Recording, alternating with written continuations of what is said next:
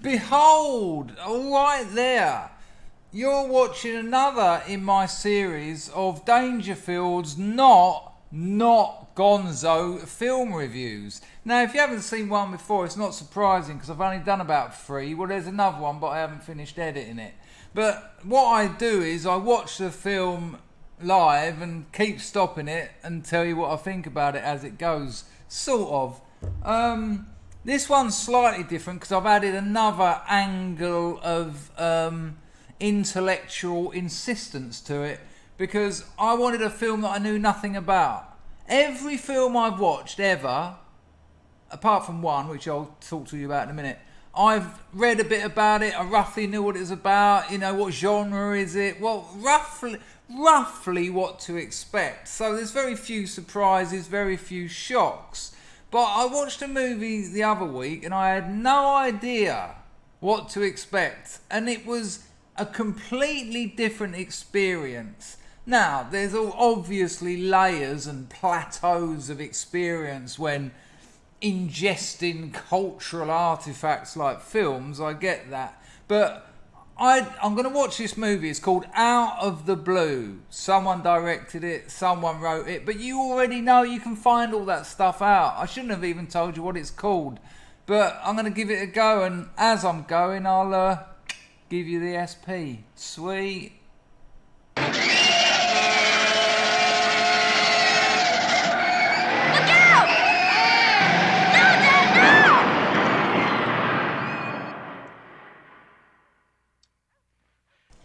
Bloody Ada, there I was, ready to tuck into my rather fantastic ploughman's lunch. You got that? Sort of ploughman's lunch, got some olives and pickled onions in there. And before the film even starts, there's loads of text on the screen. I don't know what's going on. Apparently, Dennis Hopper, Easy Rider, Apocalypse Now, he was going to act in this movie, but it turned out, for some reason, you'll have to find out, he ended up directing it, rewrote it, changed it entirely. And then, that was like 2 pages of text I had to read through. And right at the end, there's a quote on the screen. For a person like me, it's a miracle that I get the opportunity to direct a film, because I don't listen to anybody. I don't have collaborators except my actors. And then the action starts. Whoa. So this is a good movie. That doesn't mean I'm going to like it though. So far it's like the last bastion of sanity left in Dennis Hopper's otherwise cocaine-riddled brain. I mean, cocaine's a terrible drug. It does 3 things. It turns friends into strangers, it turns strangers into friends, and it gives confidence to people who don't know what to do with it. Not everyone though. You get the odd anomaly. Dennis Hopper is the anomaly with cocaine. And it's those kinds of anomalies that give us artists. And this is a good film. Why? Because it's trying to tell a story. So far, we've had a young girl. I think she was the tomboy in The Wanderers. I say I think, I'm lying. I know she was. And she's with her dad. They get on well. Looks like a little bit too well. That was there. Smashed into a school bus. He goes to prison. She loves Elvis. Stepdad on the firm. Little American sort of cafe. And that's kind of it, really. But engrossing. Telling a story. Very few words. Got a bit of a Western feel about it in a kind of, you know, that trope of sort of you're demanding more dialogue and you're not getting it, and I like that. Yeah, let's see. Hey, you two. Hey, here's your food. Oh, yeah, wait. What's the joke? Hey, waitress, I'm hungry. It's just girl talk, you know? Just silliness here. Here you go, kiddo. Ah, thank you. You know, there are 2 kinds of guys where you wild and sexy dancing men. They're your CV, your providers. Is that what I mean?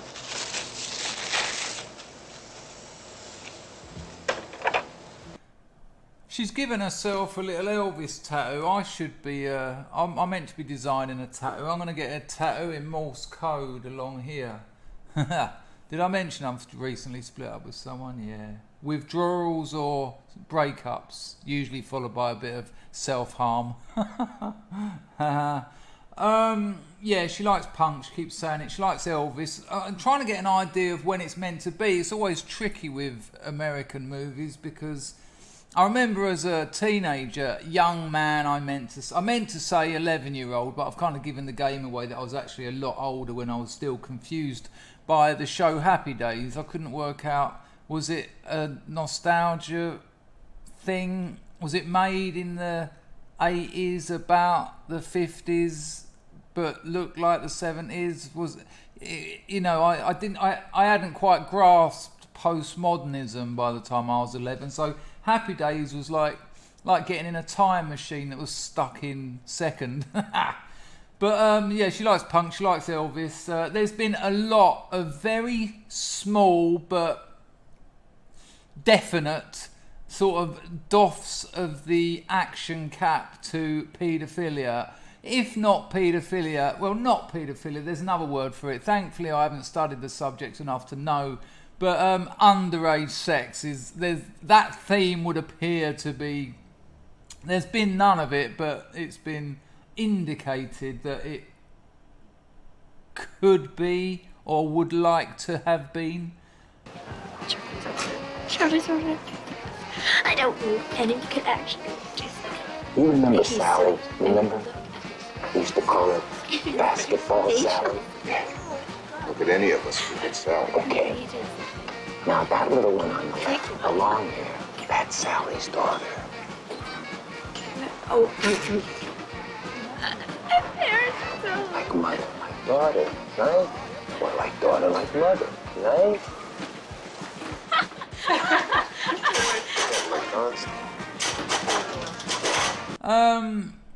She caught her mum shooting up, and I think she just run away from home. I think she's gone to the city. Might be the same city she lives in, who knows? But it's a little bit like Lou Reed's Walk on the Wild Side. She's now gone to a place where there's transsexuals, and she's hitched up with this cab driver to get high. And there's like prostitutes and, like I said, transsexuals and drug use and, you know, what you'd kind of imagine would happen if you went to the city. And I'm guessing it's about 1982. She said she was crying at the beginning about Elvis leaving her because he died. Elvis died, I think, in 76, 77. She also said Sid Vicious died, so what was that, 80? She also said Johnny Rotten died, and he's still alive. Well, John Lydon's alive. Maybe it wasn't. Maybe Dennis Hopper just was referring to the sellout of Johnny Rotten when he started advertising butter, but I don't think that was even till about 88, 89. So yeah, she's now in a house full of what we would call weirdos, degenerates, the sort of places where broken young adolescents tend to end up when they run away, because they're running away from themselves, and you've got to go pretty fast to actually achieve that. So what you actually do is involve yourself in drama, because drama will give you intensity, and psychologically intensity does not a bad job of replacing intimacy, which is what most broken adolescents are missing in their lives. So, you know, without choosing it, but almost unconsciously making it happen, she's ended up, like most do, in a place of potential drama, danger, mischief, fun, but there's always a dark side to that sort of fun, which is what gives it its intensity. I'm still watching it.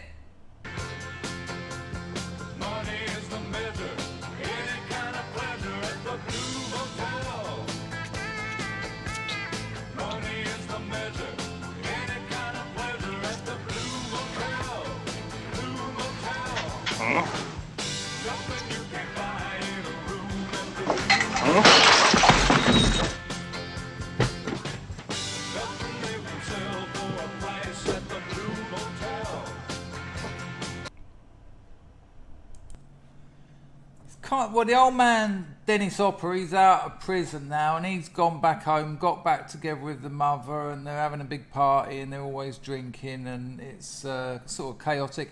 It's starting to remind me a little bit of Once Were Warriors. It's a New Zealand film, and weird thing about that movie was I've done about 20 rehab centres, and when you get to watch a film in rehab, you're like, thank fuck, because it means you're not doing group therapy and you're going to watch a movie. Obviously, there's going to be some message in the film, and it's going to be a grotty film about addiction or alcoholism or something that we all should be thinking about more than we are currently in our lives, which is why we ended up in a rehab centre. And it was funny, actually. The week before, he said, right, we're going to watch a film today. And like I said, anything but group therapy. Group therapy is all about honesty and feelings, which is about connection to humans and connection to yourself. And addiction is the opposite of connection, the opposite of feelings.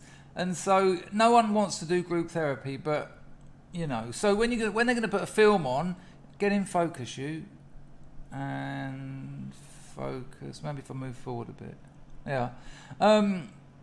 So although you're going to get feelings watching a film, I mean, I didn't watch films voluntarily until I was about 27, 28, because they made me feel things, and I knew that. But at least with a film, you're having those feelings on your own, so you can sort of keep them in or look to the side of the screen, or when something uncomfortable is happening. I can't stand watching people kissing in films. I'm not talking about porn. I can't stand porn. Used to love it, but it just disturbs me now. But just people being intimate on film. If I'm in company and they're being intimate on film, anyone see the football, like some mad Tourette's.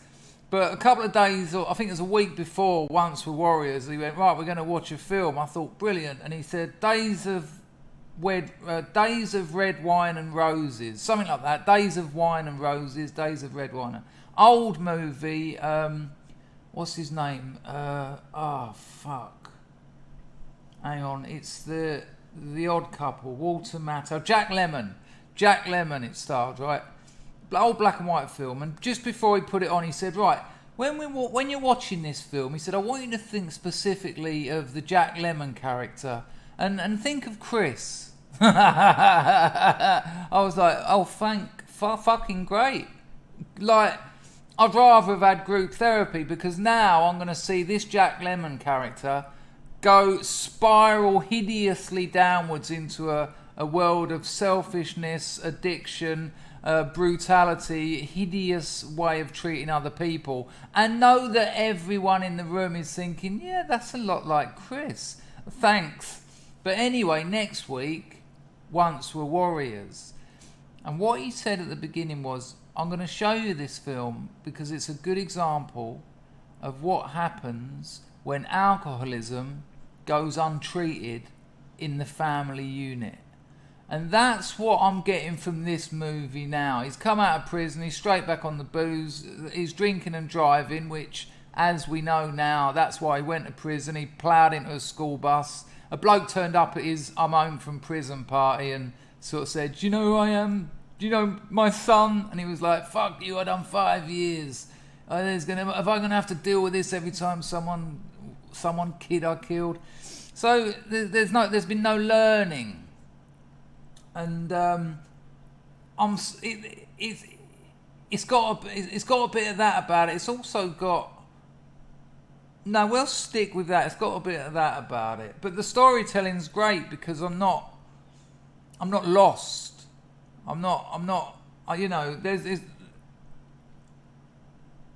It's just enough. It's just enough, and it's actually not enough. And that's what you want from a story. Because if a story gives you everything, that's a report. You want things to be missing. You want to fill the gaps in yourself, because when you fill the gaps in, you're filling in things from your own life. And when you fill gaps in a story with things from your own life, the story becomes, it affects you on a more profound psychological level. Films that give you everything give you nothing. Films that don't give you enough give you the opportunity to actually produce meaning rather than passively consume it like, oh, that was good, it looks lovely, sir.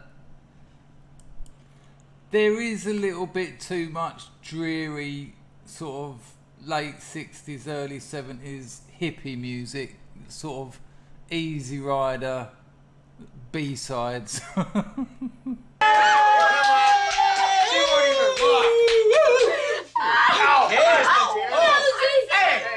Watch your hands. Slap him again for me. Good evening. Yeah? What's that? You finally get out? Out of jail. Out of jail. What'd you forget? Did I get out of jail?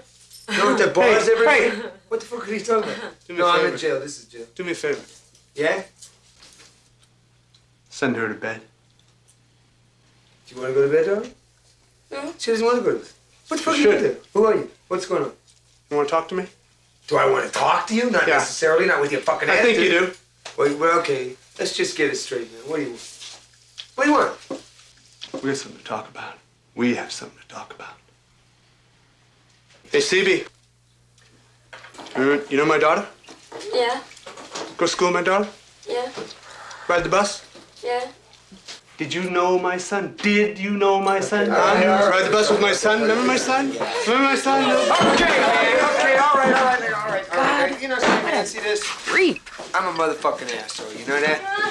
I did 5 fucking years, you know? In prison. And there were a lot of other kids in there besides your son. Now, am I gonna have to meet every fucking asshole like you, man? Look, I'm an asshole. You see this? You see me? You see that? The movie, that predictable sort of just past middle drag. Not really sure. I even picked up my guitar, stopped watching it, sort of. I mean, dysfunctional family, parents arguing, him drunk, he lost his job, smashed that bloke who came to the house over the head and nicked a suitcase off him.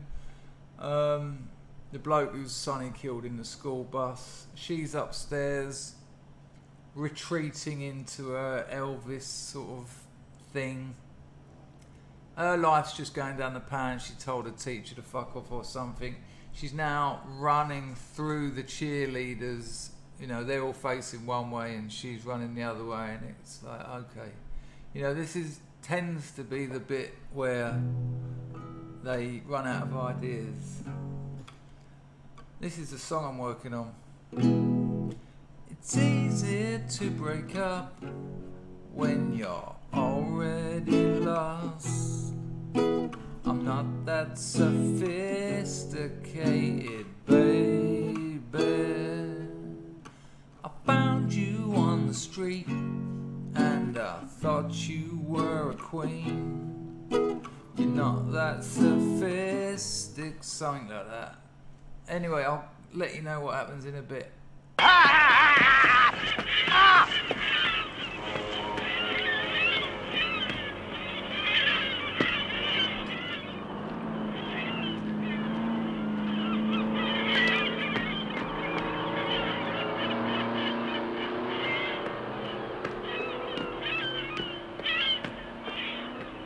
What the hell are you doing here? Huh? Hi! Hi! I chewed a penny in half. Shit in half, huh? Metal teeth. Oh, I came down to see you. Get in the front. The mum's a junkie.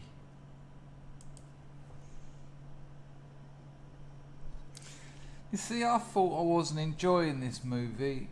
Now, admittedly, I'd done a 3-hour stream before I'd done this not Gonzo review, and yet I've just seen it and it feels like 15 minutes have passed. It must have been hour 10 minutes at least. Now, if you're going to watch this movie, don't watch the rest of this review. and then watch it after maybe, because everything I've said so far is not going to change your reading of this film, but I'm now going to tell you what happens at the end. So more alcoholism, more drug taking, just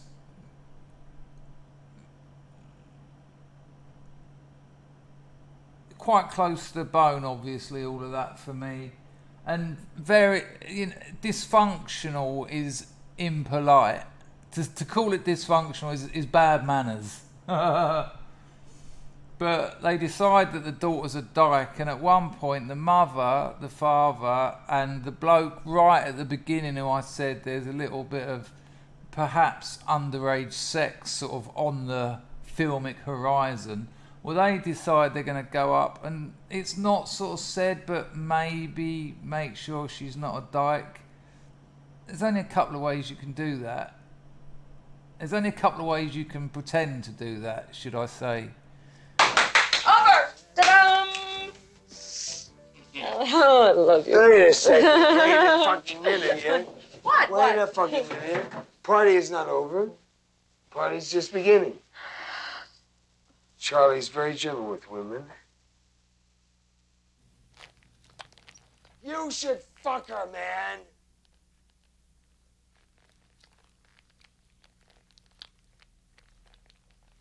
You should get it on with her. I don't think she's ever even been fucking kissed. You're gonna be. I don't want her to be a dyke. She doesn't want to be a what? I don't want her to be a dyke. God. Dyke. A dyke? Hey, wait. Now let's hear it. I want to be a dyke. I don't. God. Hey, this chick ain't a dyke. Susan's dick gets in her, and then she got a new personality. Let's go upstairs. No, wait. Now, let's not wait any longer. Now, wait, are we doing the right thing? Are we doing the right thing? Let's have a drink I first. got no fucking time to wait. Shut up. Wait a minute, honey, please. I want this to be a surprise. That kind of falls apart because the dad and the daughter get into an heavy one. And then you realise that she remembers that the dad used to fuck her. And she turns the tables on him and sticks a pair of knickers in his mouth so he can't scream, and kills him.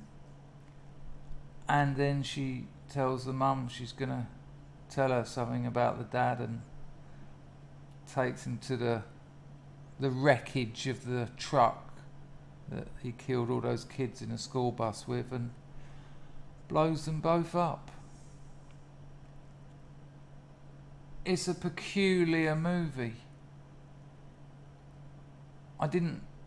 What's good about it is I didn't like it or dislike it. I didn't enjoy it or not enjoy it, which is a pleasure, because they're the kind of things you say about dinner. What I've been involved in then was a story, and it was a story that held on to me for most of the time. And you might have seen me with my guitar giving it that little bit where it dragged. No, that little bit where it started getting a bit close to home, I chose to divert from the movie,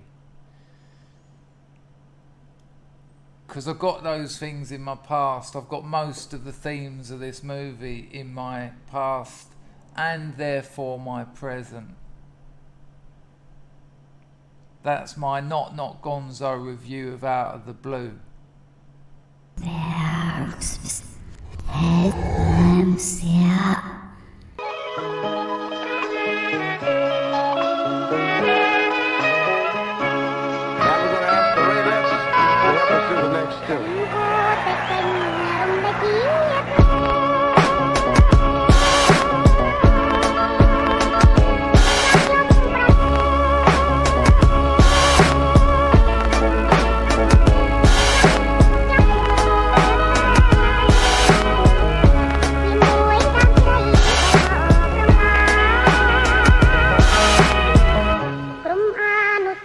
รียนมันลบได้